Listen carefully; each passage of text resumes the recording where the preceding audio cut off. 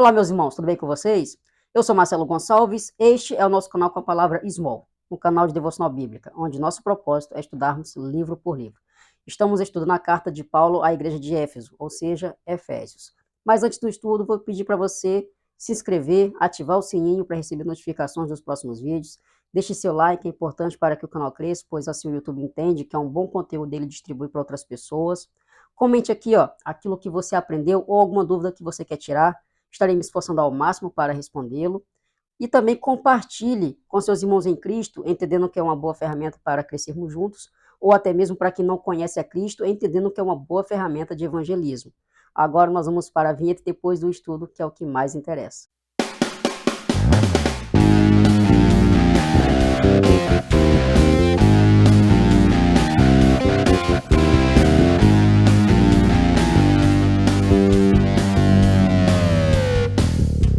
A vinheta já rodou e nós vamos dar sequência então ao nosso estudo da carta de Éfeso.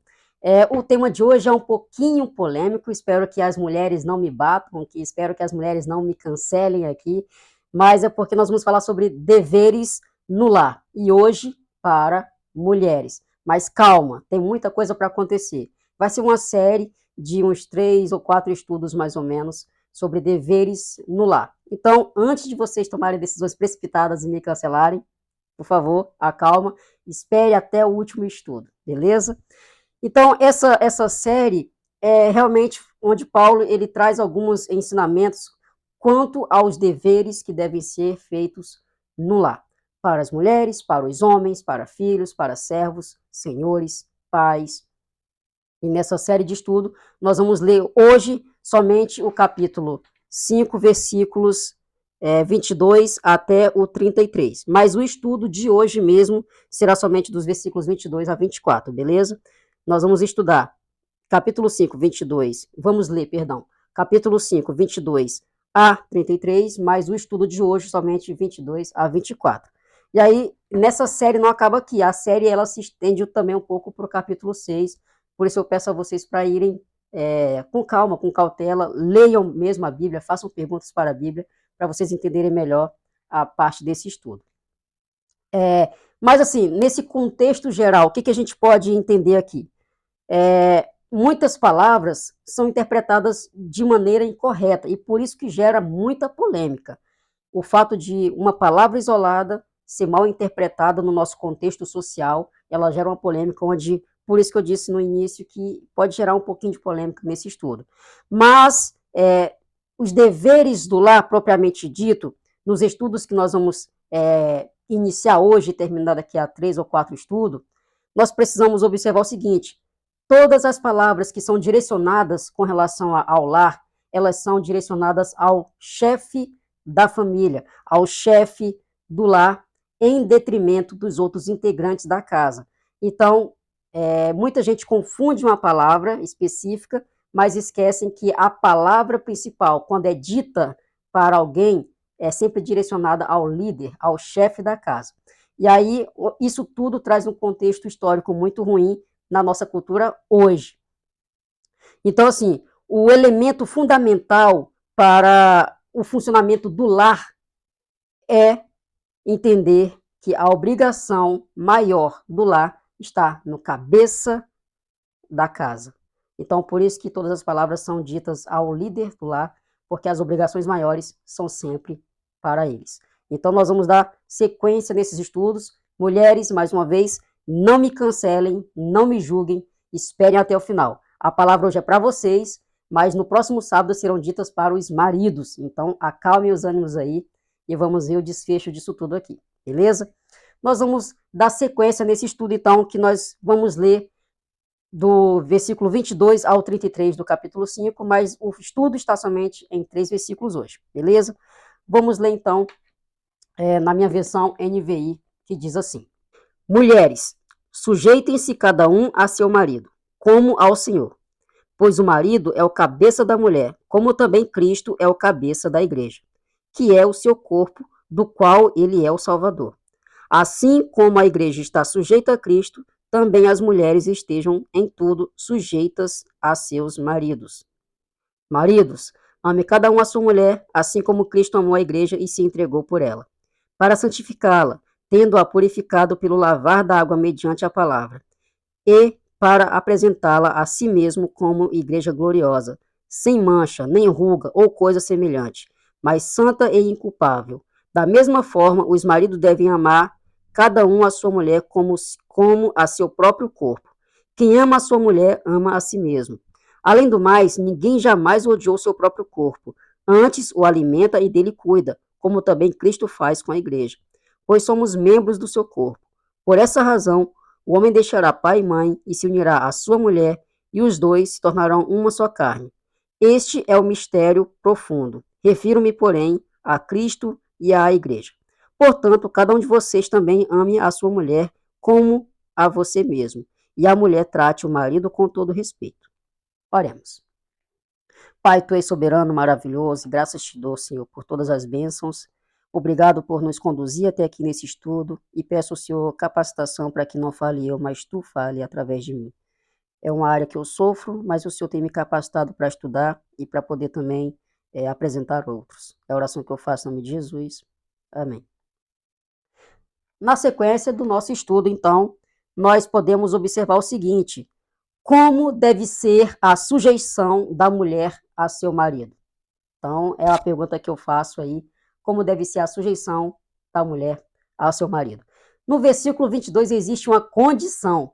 Então, calma aí, existe uma condição para essa sujeição. Assim como a sujeição ao Senhor, ou seja, assim como a mulher é sujeita ao Senhor, deve ser também ao seu marido. Isso não significa que ela tem falta de valor, ou seja, não significa que ela não tem valor algum. Pelo contrário, a mulher tem muito valor, até porque lá em Gênesis, quando Deus criou o homem e a mulher, ele traz para ela uma visão de auxiliadora, ou seja, ela tem um papel muito importante porque o próprio Deus a chama de auxiliadora. Se o homem consegue algo, é porque a mulher o auxilia. Então, nós podemos ler novamente aqui o versículo 22 e depois lá em Gênesis capítulo 2, 19 e 20, 18 a 20, perdão. Então, Gênesis 5, 22, perdão, Efésios 5, 22. Mulheres, sujeitem-se cada um a seu marido como ao Senhor. Então, essa sujeição é uma condição, sujeitar-se ao seu marido como já é sujeita ao Senhor. Agora nós vamos lá para Gênesis capítulo 2, versículos 18 a 20. Então, o Senhor Deus declarou: não é bom que o homem esteja só. Farei para ele alguém que o auxilie e lhe corresponda.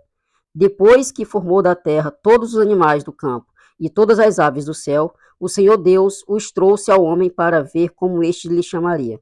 E o nome que o homem desse a cada ser vivo, esse seria o seu nome. Assim o homem deu nomes a todos os rebanhos domésticos, às aves do céu e a todos os animais selvagens. Todavia não se encontrou para o homem alguém que o auxiliasse e lhe correspondesse. E aí, a partir disso, Deus criou, então, a mulher para ser auxiliadora de Adão. Ou seja, se o homem teve sucesso por algum instante, se o homem tem sucesso, pode ter certeza que por trás tem uma grande mulher que o auxilia. Então, a mulher tem valor. Então, qual é a palavra polêmica de tudo isso? Submissão. Essa palavra é que traz a ideia de humilhação, mas não é ser humilhada pelo homem. É como nós já vimos no estudo anterior, ser submisso é obedecer, é respeitar, é sujeitar-se à pessoa, à autoridade de alguém. Mas Deus colocou a mulher como condição muito especial, sendo auxiliadora, correspondente do homem. Nós vimos aqui a condição e eu faço novamente a pergunta, né? Como deve ser a sujeição da mulher no lar? Existe o motivo para que aconteça isso. E aí no versículo 23 nós temos esse real motivo. Porque o homem é autoridade. O homem é a autoridade do lar. Se o homem é a autoridade do lar, todos devem ser submissos a ele. Vocês vão ver no decorrer do estudo que sempre a palavra é dirigida ao chefe do lar. Por isso, a submissão é real. Então, o homem é autoridade sobre a mulher, assim como Cristo é autoridade sobre a igreja. E o seu corpo pertence ao Senhor. E aí, fazendo uma outra ponte lá para Gênesis, lá em Gênesis 3, versículos 8 a 11, quando existe a queda, o primeiro a ser cobrado pelo pecado é o homem. A mulher pecou primeiro, porque ela comeu do fruto, mas quem foi chamado a atenção em primeiro lugar foi o chefe do lar. Por isso que eu falei, existe a polêmica, mas imaginem vocês sendo chamadas a atenção antes do homem.